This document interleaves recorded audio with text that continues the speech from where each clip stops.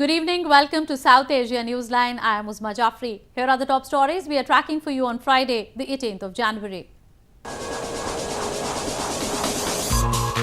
India ready for business as never before, says Indian Prime Minister Modi.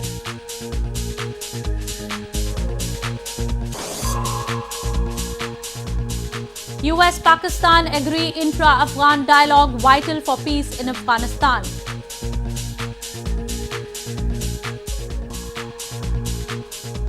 And Sindhi activists hold anti-Pakistan protests, raise pro-freedom slogans.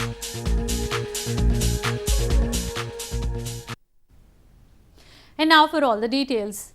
Indian Prime Minister Narendra Modi, while addressing an annual investment summit in India's western Gujarat province on Friday, said that the country is now ready for business as never before. He said India will continue the pace and process of reforms and deregulation and achieve its full potential. Indian Prime Minister Narendra Modi, while addressing an annual investment summit in Western Gujarat province on Friday, said that India is now ready for business as never before. While speaking at the inaugural session of the 9th edition of the Vibrant Gujarat Global Summit, Modi said that India is focused on removing the barriers which were preventing it from achieving its full potential.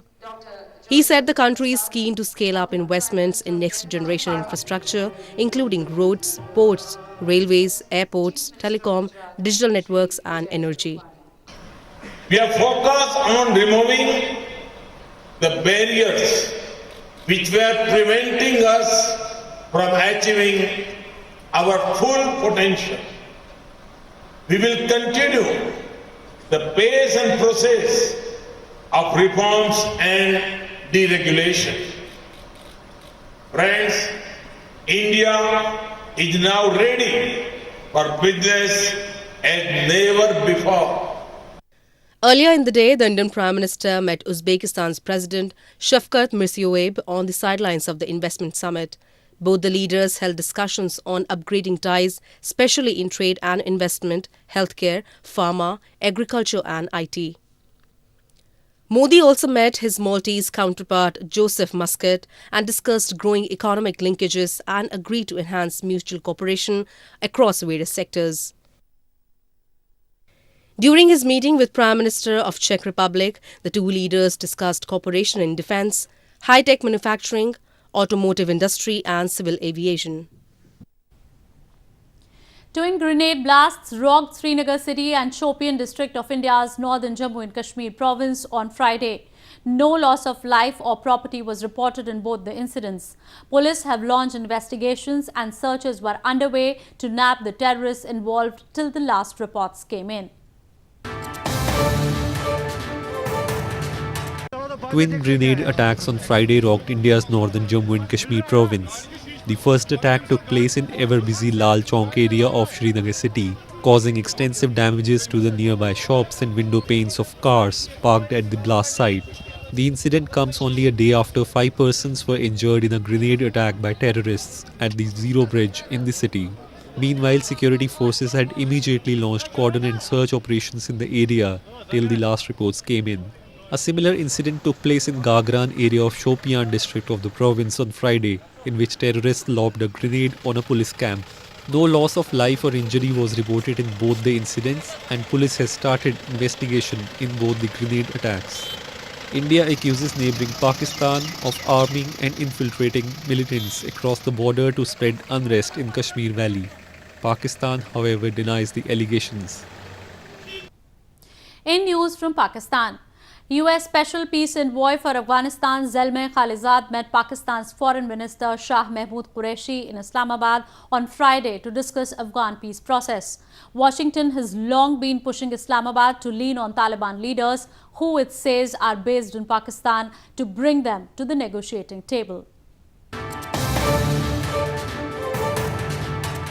US Special Peace Envoy for Afghanistan Zalmay Khalilzad met Pakistan's Foreign Minister Shah Mahmood Qureshi in Islamabad on Friday. Pakistan's Foreign Ministry said that during the meeting, Qureshi assured the US envoy that Pakistan will continue its efforts to facilitate the Afghan reconciliation process to bring peace and stability to the region. Khalilzad, who arrived in Pakistan a day ago as part of his four-nation tour, also met Pakistan's Army Chief General Qamar Javed Bajwa on Thursday. There has been a renewed interest from Pakistan's side to cooperate with the US and Afghanistan to achieve a political settlement with the Taliban to end the 17-year-long conflict in Afghanistan. Washington has long been pushing Islamabad to lean on Taliban leaders, who it says are based in Pakistan, to bring them to the negotiating table. It often accuses the South Asian nation of covertly sheltering Taliban leaders, an accusation Islamabad vehemently denies. Moving on, an anti-Pakistan protest was held by Sindhi activists on Thursday to demand freedom from illegal Pakistani occupation. They highlighted that Pakistani security forces operate with impunity in Sindh and are involved in gross human rights violations. Scores of Sindhi activists on Thursday carried out a massive anti-Pakistan protest march on the 115th birth anniversary of G.M. Syed, the founder of Sindhu Desh movement. The activists demanded freedom of Sindh from Pakistani occupation, the abolition of human rights abuses and religious fundamentalism in Sindh on the occasion. They highlighted the ongoing brutal operations by Pakistani forces in Sindh, including enforced disappearances, torture in secret detention centers, and killings of Sindhi activists. The families of missing Sindhi activists also participated in the rally. The protesters blamed Pakistani military establishment for patronizing religious extremism and terrorism and sponsoring it across borders in India and Afghanistan. They also appealed the United Nations and the international community to take notice of incidents of violence against their peaceful struggle. In news from Afghanistan, Faramar's Tamanna, the former Director General of the Center for Strategic Studies of the Afghan Foreign Ministry, on Thursday announced his bid for July 20th presidential elections. He is the 7th candidate to enter the race, as other powerful nominees are expected to register in the next few days.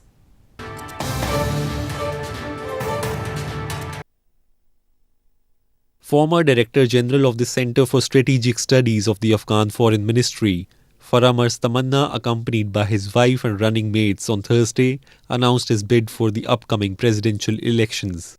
Tamanna is the 7th candidate to enter the race, while other powerful nominees are expected to register in the next few days. Syed Qiyas Saeedi and Muhammad Amin Rishadat respectively will run as Tamanna's running mates for the first and second vice president's posts.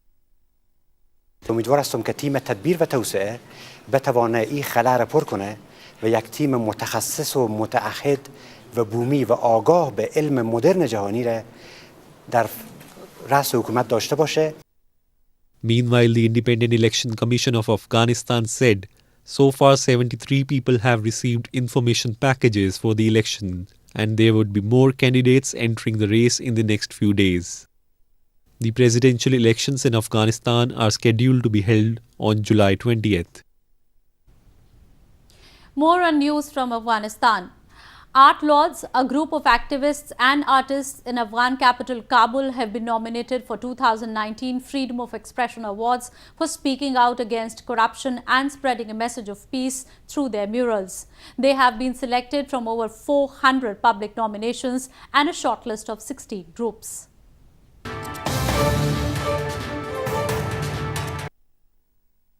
A group of activists and artists in Afghan capital Kabul who call themselves the Art Lords have been nominated for 2019 Freedom of Expression Awards for speaking out against corruption and spreading a message of peace through their murals. The group has painted a series of murals on walls in the city, highlighting social issues, supporting Afghan forces and defending freedom of expression and women's rights. Selected from over 400 public nominations and a shortlist of 16, the 2019 Freedom of Expression Awards shortlist exemplifies courage in the face of censorship. اکثریت تمرکز بالای هنر و فرهنگ است و استفاده از هنر به خاطر به عنوان یک ابزار به خاطر مبارزه‌های مدنی است. بعضی از اینها هستن ژورنالیست هستن، بعضی هنرمندا هستن که حتی زندانی شدن، کسایی هستن که به خاطر آزادی بیان، به خاطر دموکراسی، به خاطر حقوق بشر با استفاده از هنر اینا کار میکنن. The Index on Censorship's Freedom of Expression Awards celebrate individuals or groups who have had a significant impact fighting censorship anywhere in the world. Art Lords is a grassroots movement of artists and volunteers in Afghanistan who encourage ordinary citizens, especially women and children, to paint murals on issues which concern them. They have painted over 400 murals in 16 provinces of the country. Spectators from across Nepal recently gathered at a village in Nuwakot district to witness centuries-old tradition of bullfighting. The bullfighting tradition dates back to at least 1887 in the Himalayan nation, and since then it has been preserved by the villagers. Spectators hailing from various parts of Nepal recently gathered at Taruka village in Nepal's Nuwakot district to witness centuries-old tradition of bullfighting. At least 22 pairs of bulls competed in the festival this year, where they continuously fought for over an hour in a dusty playground. The bull owners rear and care for their bulls throughout the year and bring them on for the fighting to show the strength and the might of their reared bulls. मैले यो जुत्ता लगाए त भनौँ न 9-10 वर्ष भयो 9-10 वर्ष भयो अब हामीलाई अहिलेसम्म केही आम्दान पाउँदैन यसले धेरै अब दाना पानी धेरै चाहिन्छ हैन चामल अन्न तेल मकै चाहियो पिरो चाहियो दाना पानी यसले अर्को दाना ल्याउनु पर्यो है धेरै धेरै खर्च हुन्छ हेर्नुस् के गर्ने भयो सरकारले हेर्दैन अब आफैले खाइ नखाइ चाहिँ यसलाई चाहिँ 5-6 महिना मसँग खाउनु पर्छ हेर्नुस् यसलाई चाहिँ स्याहार गर्नु पर्छ. The bullfighting is believed to have been introduced in 1880s by the then Prince of Nepal, Jaya Prithvi Bahadur Singh, for entertainment during his visits to his maternal uncle's house.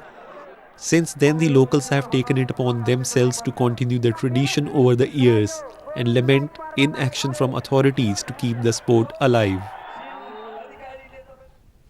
An ice hockey tournament held to popularize the sport in the Himalayan desert of Leh concluded on Thursday.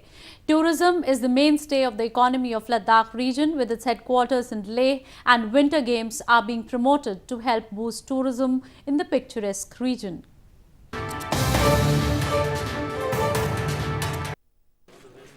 An ice hockey tournament held to popularize the sport in the Himalayan desert of Leh concluded on Thursday with the Indo-Tibetan Border Police or ITBP team lifting the winner's trophy. The ITBP team defeated their opponent Saqqara by 1 goal with the final of the Chief Executive Councillor Ice Hockey Championship ending on a score 6-5. The tournament witnessed participation of around 9 men's team and 7 teams of women. इनकी practice लगातार चल रही थी पिछले 4-5 महीने से, शायद इसीलिए इन्होंने 1 गोल से जीत हासिल की और ये बहुत ही एक्साइटिंग टूर्नामेंट था. और जो दूसरी टीम थी सकारा की, बहुत अच्छी टीम थी उनकी और उन्होंने बहुत बढ़िया तरीके से टूर्नामेंट का वो दिया, अपना परफॉर्मेंस दिया.